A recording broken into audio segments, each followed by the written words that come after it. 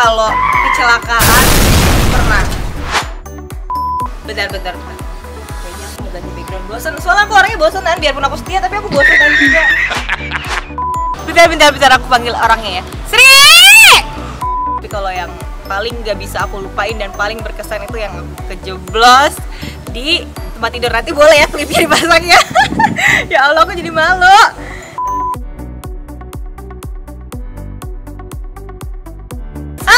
Welcome back to Asia Media Production Channel. Halo, di sini aku Soraya Rashid. Aku pengen jawab semua pertanyaan yang udah masuk ke Instagramnya Asia Media Production. Kemarin jadi aku tuh open Q&A gitu kan mengenai aku sama Bedah Rumah GTV. Nah, kira-kira pertanyaan masuk tuh apa aja? Pertama, Encun Suntiah 02 mau nanya nih Kak, pernah nggak sih Kak Soraya dan tim Bedah Rumah pulang larut malam hampir subuh, terus tiba-tiba di jalan mobilnya mogok atau amit-amit gitu dong? Oke, aku langsung jawab ya. Jadi emang kita hampir setiap hari pulangnya itu emang jam segitu kan, karena memang kita kan nunggu rumahnya jadi sampai selesai dan sampai emang benar-benar sampai kita kasih tahu juga rumahnya, kita review juga rumahnya, kita kasih tahu setiap sudut bagian rumahnya itu seperti apa. Jadi emang nggak jarang kita tuh pulangnya subuh. Nah, kita ada kejadian mobil mogok itu alhamdulillah kalau aku pribadi dan tim nggak pernah. Tapi kalau kecelakaan pernah. Jadi itu aku pernah sih pulang syuting. Aku sama driver kan, aku duduknya di belakang di line kedua gitu kan.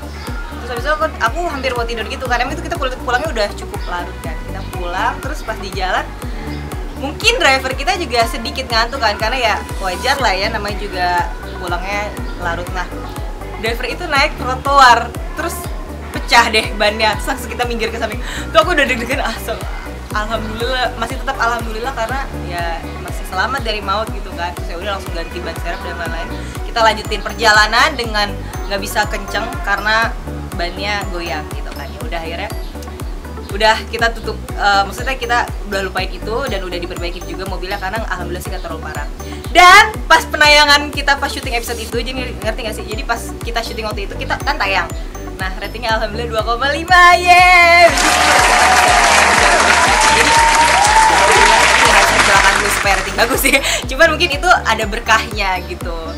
Oke, lanjut pertanyaan dari siapa lagi? Ini panjang banget ya jawabannya, tapi semoga kalian puas sama jawaban aku.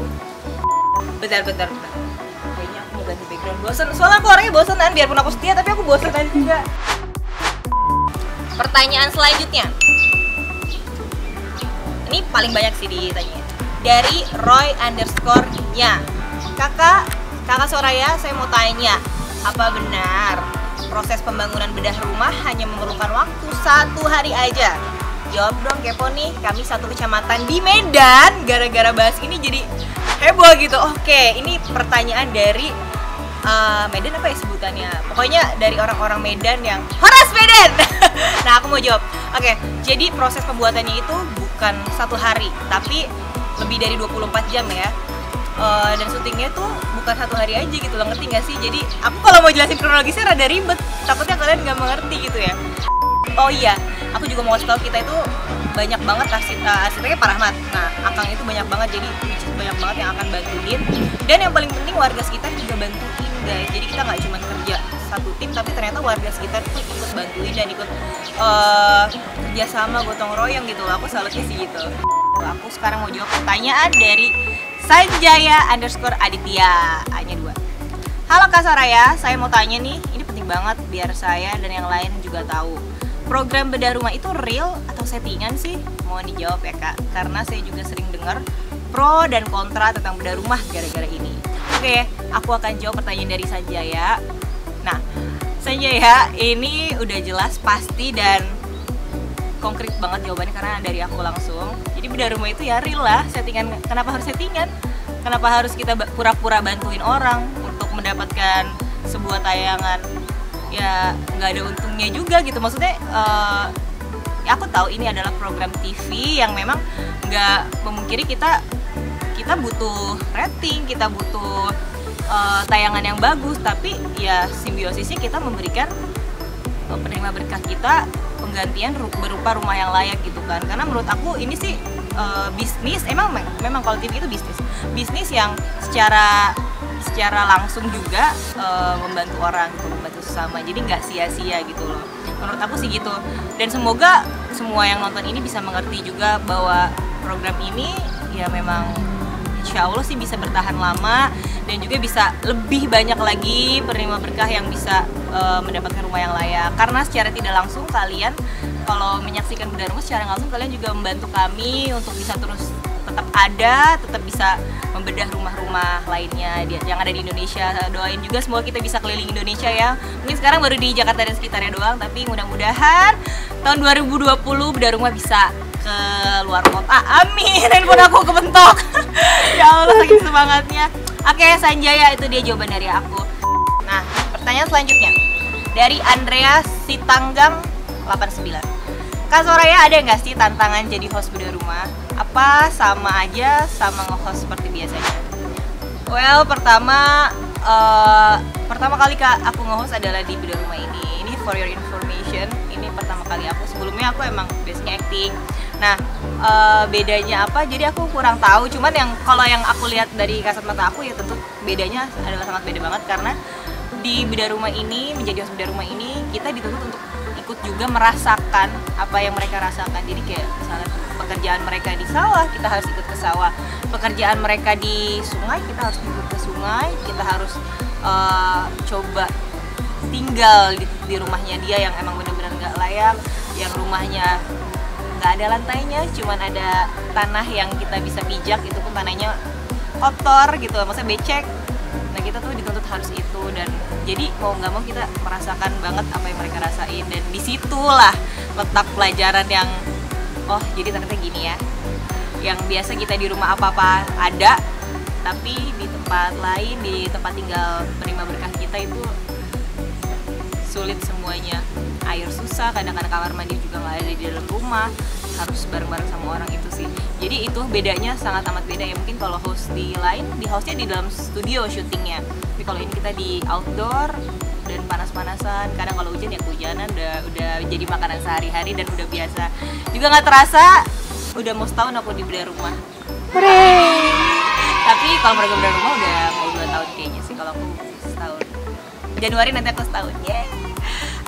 Oke, pertanyaan selanjutnya aku udah pindah lokasi. Nah, dari fans aku nih, dari _Tangerang_Banten. Hai, kita emang sering syuting di sana. Pelajaran apa sih yang bukan. Pertanyaannya, gimana sih perasaan saat pertama kali jadi host ya? Which is itu adalah bulan Januari 2019, pertama kali aku menjadi host. Aku deg-degan lah, karena aku biasanya nggak pernah ngomong ngadep ke kamera gitu kan. Aku biasanya ngomong sama lawan main aku,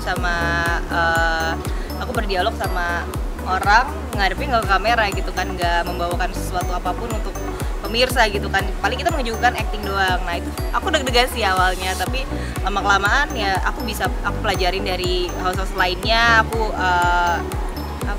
aku review lah, maksudnya kayak gitu. Terus ya udah lama-lama udah enjoy sih. Tetap sih sebenarnya masih ada deg-degan, itu aku masih banget deg-degan dan masih banget terus belajar, karena aku masih bayi banget istilahnya, jadi aku harus terus belajar.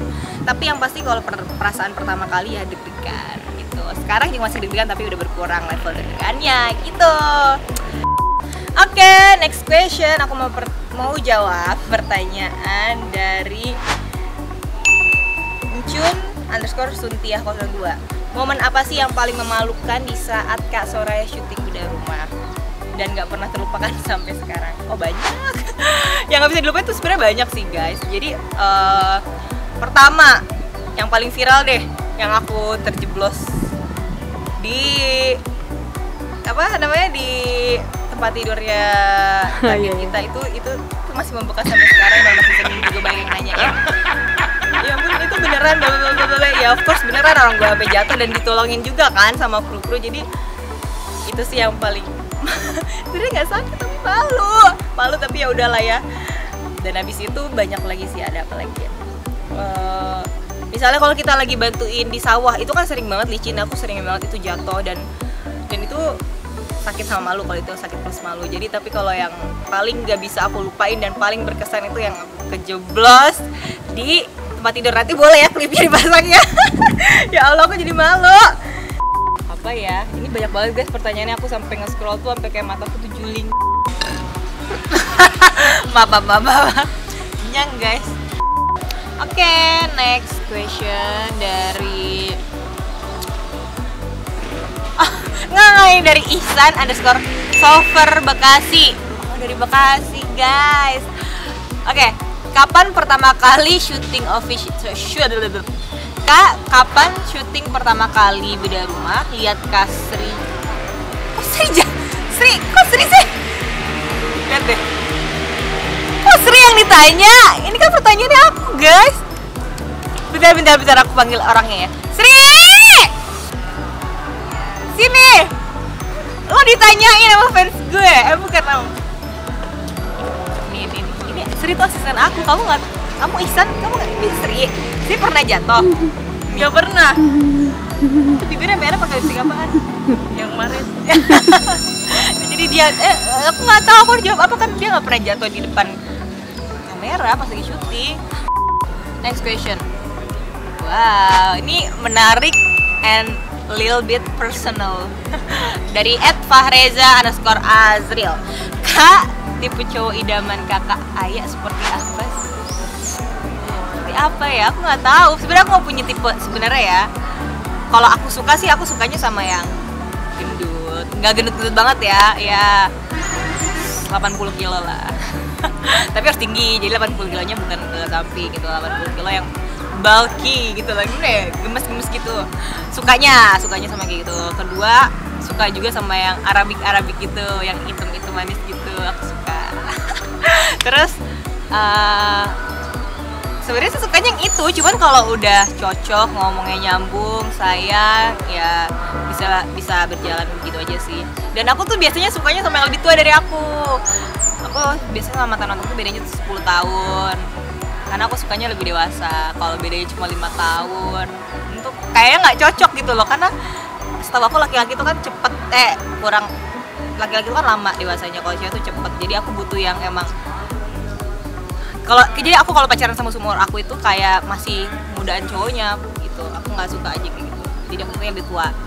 Terus, oh ya, tipe cowok idamannya kayak gitu. Terus yang pasti baik, sayang, lembut, nggak ganjen sama cewek-cewek, terus nggak pelit, pokoknya soleh deh, pokoknya yang gitu deh, pokoknya yang biasa lah sama kayak yang orang-orang inginkan. Gue yang paling penting yang pertama tadi gue sebutin, sisanya menyusul.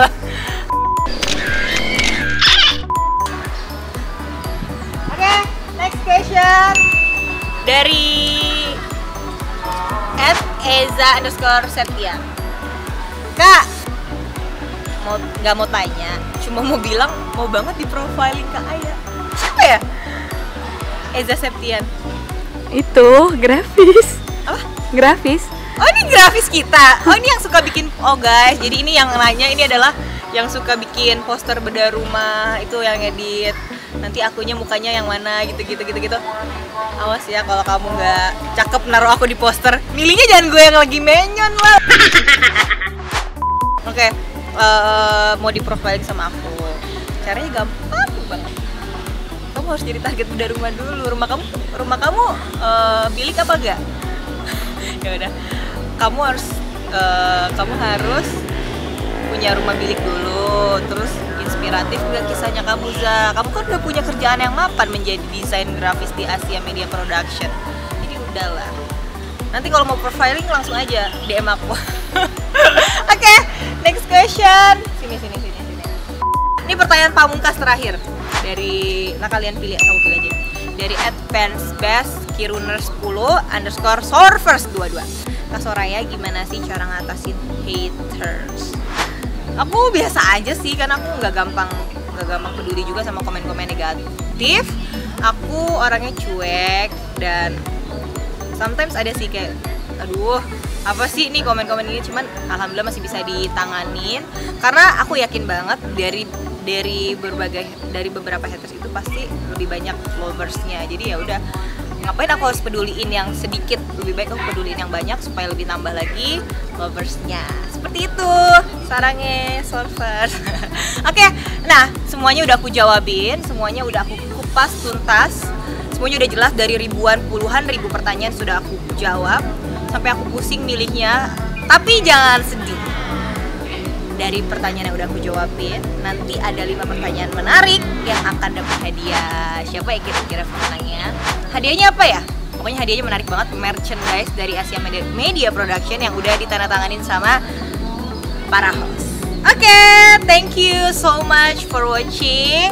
Jangan lupa subscribe YouTube channelnya Asia Media Production supaya supaya subscribernya 1 juta, supaya bisa lebih maju lagi YouTube-nya Asia Media Production karena akan dihiasi dengan host-host kece semuanya. Dan aku juga minta doanya buat subscribersnya Asia Media Production harus tetap saksikan Bedah Rumah dan apapun programnya Asia Media Production supaya bisa lebih banyak lagi orang yang dibantu. Karena aku sih senang banget ya bisa menjadi part of Asia Media Production karena programnya mereka itu bagus-bagus. Karena ya aku salut banget sama Pak Helmi Yahya, ide ceritanya itu luar biasa yang bisa dipakai sampai sekarang dan bisa bermanfaat juga bagi orang lain. Oke, dadah! Jangan lupa follow Instagram aku juga ya, Soraya Rashid 12.